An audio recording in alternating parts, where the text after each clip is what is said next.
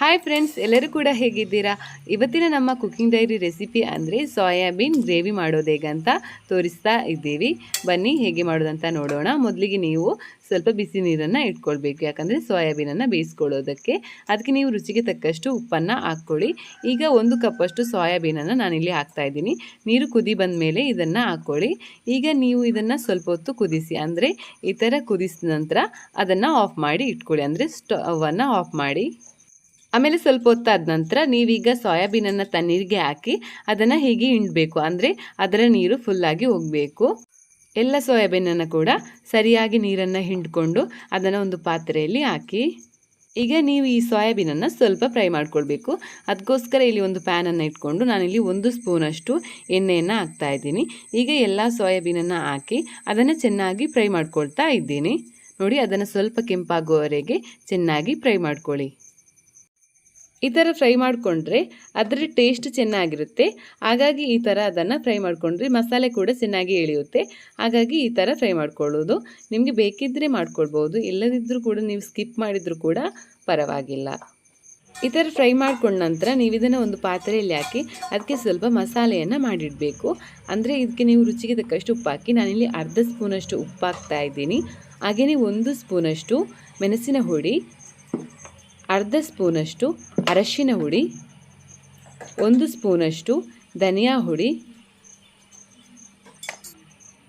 ಇನ್ನೂ 1 ಸ್ಪೂನಷ್ಟು ಗರಂ ಮಸಾಲೆ ಹುಡಿ, ಅರ್ಧ ಸ್ಪೂನಷ್ಟು ಜೀರಿಗೆ ಹುಡಿ, ಇನ್ನು 1 ಸ್ಪೂನಷ್ಟು ಶುಂಠಿ ಬೆಳ್ಳುಳ್ಳಿ ಪೇಸ್ಟ್ ಹಾಕ್ತಾ ಇದ್ದೀನಿ. ಇನ್ನು ಸ್ವಲ್ಪ ಕಸೂರಿ ಮೇಥಿಯನ್ನು ಹಾಕ್ಕೊಳ್ಳಿ. ಈಗ ಅದಕ್ಕೆ 1 ಕಪ್ಪಷ್ಟು ಕರ್ಡ್ ಹಾಕ್ಕೊಳ್ಳಿ, ಅಂದರೆ ಅದಕ್ಕೆ ಅಗತ್ಯವಾದಷ್ಟು ಕರ್ಡ್ ಹಾಕ್ಕೊಳ್ಳಿ. ನಾನಿಲ್ಲಿ 1 ಕಪ್ಪಷ್ಟು ಹಾಕ್ತಾ ಇದ್ದೀನಿ. ಅದನ್ನೀಗ ಚೆನ್ನಾಗಿ ಮಿಕ್ಸ್ ಮಾಡಿ ಅದನ್ನೊಂದು 20 ನಿಮಿಷದವರೆಗೆ ಹಾಗೇನೆ ಇಟ್ಬಿಡಿ. ಈಗ ಒಂದು ಪ್ಯಾನನ್ನು ಇಟ್ಕೊಂಡು ಅದಕ್ಕೆ 2 ಸ್ಪೂನಷ್ಟು ಎಣ್ಣೆಯನ್ನು ಹಾಕ್ತಾ ಇದ್ದೀನಿ. ಎಣ್ಣೆ ಬಿಸಿಯಾದ ನಂತರ ಅದಕ್ಕೆ ನೀವು ಮಸಾಲೆ ಪದಾರ್ಥವನ್ನು ಆ್ಯಡ್ ಮಾಡಿ.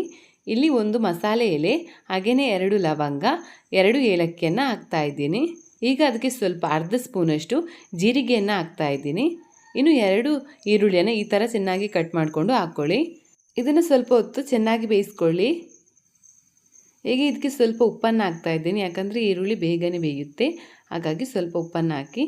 ಈಗ 1 ಸ್ಪೂನಷ್ಟು ಮೆಣಸಿನ ಹುಡಿ, ಹಾಗೆಯೇ ಅರ್ಧ ಸ್ಪೂನಷ್ಟು ಅರಶಿನ ಹುಡಿ, ಇನ್ನು 1 ಸ್ಪೂನಷ್ಟು ಧನಿಯಾ ಹುಡಿಯನ್ನು ಹಾಕಿ ಅದನ್ನು ಮಿಕ್ಸ್ ಮಾಡ್ಕೊಳ್ಳಿ. ಈಗ ಈ ಥರ ಕಲರ್ ಚೇಂಜ್ ಆದಮೇಲೆ ನೀವು ಇದಕ್ಕೆ ಟೊಮೆಟೊವನ್ನು ಹಾಕ್ಕೊಳ್ಬೇಕು. ನಾನಿಲ್ಲಿ 2 ಟೊಮೆಟೊವನ್ನು ಕಟ್ ಮಾಡಿ ಹಾಕ್ಕೊಂಡು ಇದನ್ನು ಮಿಕ್ಸ್ ಮಾಡಿದ್ದೀನಿ. ನೋಡಿ, ಈ ಥರ ಗ್ರೇವಿ ಥರ ಅದನ್ನು ಚೆನ್ನಾಗಿ ಮಿಕ್ಸ್ ಮಾಡ್ಕೊಳ್ಳಿ.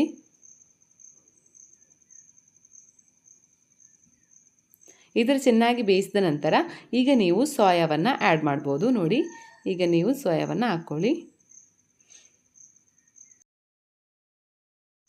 ಈಗ ಇದನ್ನು ಚೆನ್ನಾಗಿ ಮಿಕ್ಸ್ ಮಾಡಿಕೊಂಡು ಗ್ರೇವಿ ಯಾವ ಹದಕ್ಕೆ ಬೇಕು ಆ ಹದಕ್ಕೆ ನೀವು ನೀರನ್ನು ಆ್ಯಡ್ ಮಾಡ್ಬೋದು.